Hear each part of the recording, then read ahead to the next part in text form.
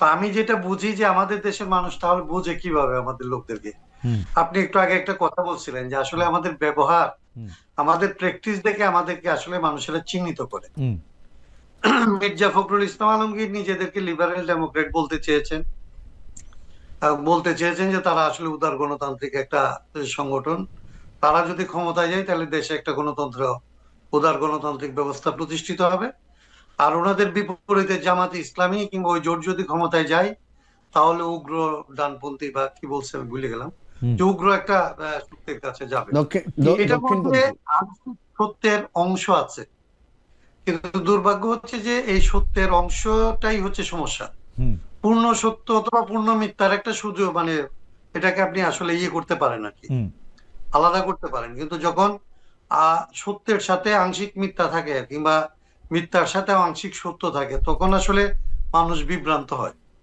আমাদের এখানে এরা কেউ, এই দুইটা দল কিংবা আসলে আজকে আমি, আমার জন্য হয়তো এটা খুব কড়া কথা হবে যে আমাদের যে সমস্ত রাজনৈতিক বন্ধুরা এই সমস্ত দলের সাথে যুক্ত হয়েছে হুম তারা কেউ আসলে প্রকৃত অর্থে এদেশের জনগণের স্বার্থে তাদের নিজেদের রাজনৈতিক কর্মকাণ্ড নির্ধারণ করতে পারে নাই। হুম তারা আসলে তাদের নিজেদের স্বার্থকে যেইভাবে আসলে রক্ষা করা সম্ভব হবে বলে মনে করছে তার জন্য তারা ভাষা ঠিক করে, তার জন্য তারা কৌশল ঠিক করে এবং তাদের স্বার্থটাকে জনগণের স্বার্থ হিসেবে বিভিন্ন নামে তারা চালায়। এবং আমাদের দুর্ভাগ্য যে এত রক্তপাতের পরে, এত সব ঘটনার পরে যাদের আসলে অনেক বেশি সাহসী হওয়ার কথা ছিল হুম সে এনসিপি তার সাহস রাখতে পারে নাই। আমাদের মঞ্জুরা ধরেন জামাত ইসলামের বিরুদ্ধে 5 বছর ধরে আসলে একটা গণতান্ত্রিক রাজনৈতিক দল গড়ে তোলার চেষ্টা করছে, তার ভেতর দিয়ে যা অর্জন করছিল সেগুলি নিয়ে আসলে এখন মানুষ প্রশ্ন করা শুরু করছে।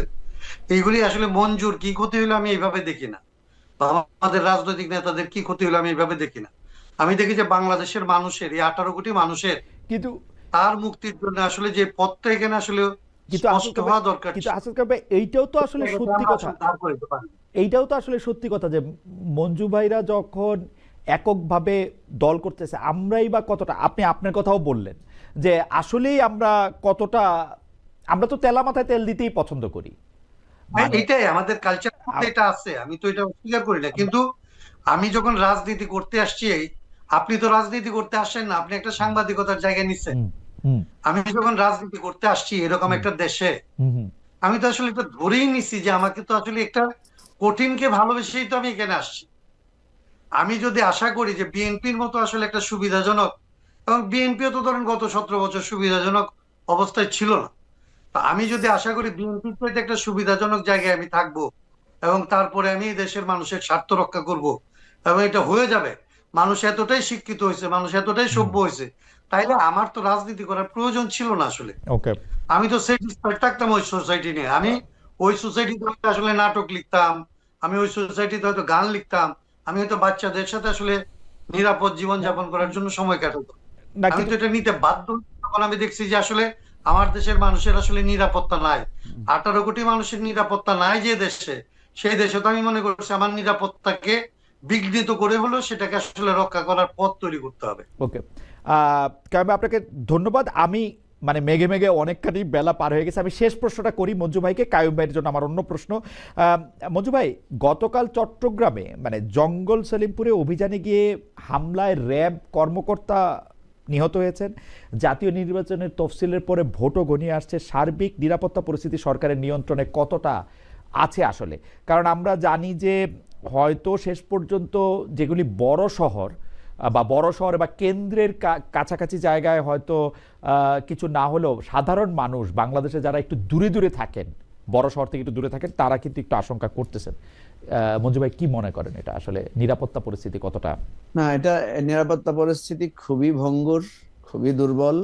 কারণ আপনি যে বিভিন্ন ঘটনা দিয়ে তো আপনাকে বুঝতে হবে। আপনি কালকে যে ঘটনাটা বলেছেন সেটা তো একটা স্পষ্ট প্রমাণ হুম যে অস্ত্র উদ্ধার কিন্তু তেমন কিছুই হচ্ছে না এখন পর্যন্ত। বড় ধরনের কোনো অস্ত্র উদ্ধারের ঘটনা কিন্তু আমাদের কাছে নাই। বরং আমরা বিভিন্ন জায়গায়, বিশেষ করে আমি আবারও বলি, ওসমান হাদি হত্যাকাণ্ডের যেই ফেলিউর, সরকার কিন্তু এখনো সেই ফেলিউরের চাপটা বহন করে চলছে।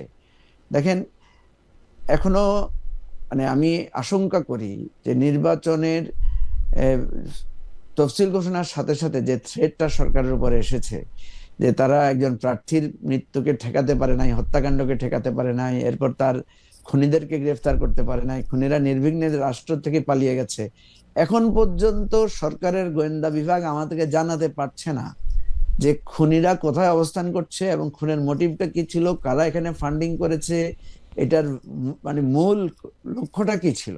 ওসমান হাদিকে হত্যা করে কি এখানে নির্বাচন ভণ্ডুল করতে চেয়েছিল, নাকি আমাদের যে প্রতিবাদী কণ্ঠ সেগুলোকে বন্ধ করে দিতে চেয়েছিল, নাকি মানে এটার সাথে কোনো শুধু কি জাতীয় শক্তি না আন্তর্জাতিক শক্তি না, আমি আমি আমি সংযুক্ত আছে? আমি জনাব শহীদ ওসমান হাদির ব্যাপারে আমি একটা দেখি যে উনি কিন্তু আসলে সমালোচনা আপনাদেরও করেছেন, মানে জামায়াতে ইসলামী, এনসিপি, বিএনপি, এই জুলাই যোদ্ধা নামের যারা শার্ট গায়ে দিতে পারতেন না, আজকে অনেক দামি কাপড় গায়ে দিচ্ছে, মানে উনি কিন্তু স্পেসিফিক অনেকগুলি বিষয়ে অনেক সমালোচনা করেছেন।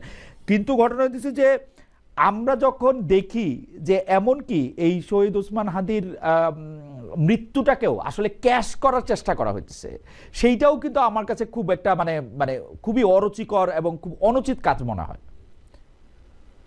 না শুনেন, আমার কথা হচ্ছে কাউকে আপনি ক্যাশ করতেও দিবেন কেন? আর সরকারের কাজ কি? সরকারের কাজ তো হচ্ছে যে এটার একটা সুষ্ঠু, আজকে ক্যাশ করার প্রশ্ন আসতেছে কেন? আপনি যদি আজকে ধরতে পারতেন, আজকে যদি বিচারের আওতায় আনতে পারতেন, আজকে যদি আপনি এটার, কারণ আপনি দেখেন খুনিরা তো এইভাবেই মানে প্রশ্রয় পায়। ওসমান হাদি হত্যার কোনো কিছুই হলো না, তাহলে কালকে তো আরেকটা ঘটনা ঘটবে, পরশুদিন আরেকটা ঘটনা, এবং ঘটছে তো আপনার ঘটছে তো সেই ঘটনা। কথা হচ্ছে যেখানে আপনি ঘোষণা করছেন যে ইলেকশন শুরু হয়েছে, 3 স্তরের নিরাপত্তা, সেখানে নিরাপত্তার কোনো বালাই নাই।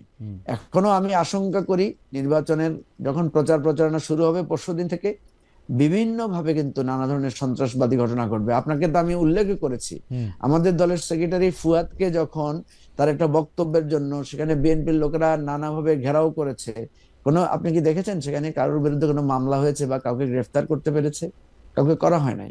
তো এই যে বিষয়গুলো প্রতিনিয়তই ঘটছে, এখানে অত্যন্ত পরিষ্কার যে আইন শৃঙ্খলা রক্ষা, অস্ত্র উদ্ধার, আসামিদেরকে গ্রেফতার, নানা জায়গায় আমরা নানা ধরনের দুর্বলতা দেখতে পাচ্ছি। এবং আমরা দেখছি, আজকেও দেখলাম চিফ অ্যাডভাইজার 3টা দলের নেতাদেরকে নিয়ে তিনি বিভিন্ন জায়গায় পরিদর্শন করছেন। এই জিনিসগুলো আমার কাছে মনে হয় যে এটার চাইতে গুরুত্বপূর্ণ হচ্ছে যে এই দলগুলোর মধ্যে বিভেদ কমানো এবং নির্বাচনটাকে সুষ্ঠুভাবে করা। নির্বাচন খুব উৎসব মুখর পরিবেশে করার জন্য যেই মানে প্রচেষ্টা, তার চাইতেও বেশি দরকার হচ্ছে নির্বাচন যাতে শান্তিপূর্ণ, সুষ্ঠু, নিরাপদে হয় এবং মানুষ যাতে তাদের ভোটটা দিতে পারে এবং কেউ যাতে কারো বিরুদ্ধে কোনো অভিযোগ তুলতে না পারে, এরকম একটা নির্বাচন ব্যবস্থা করা একান্ত দরকার।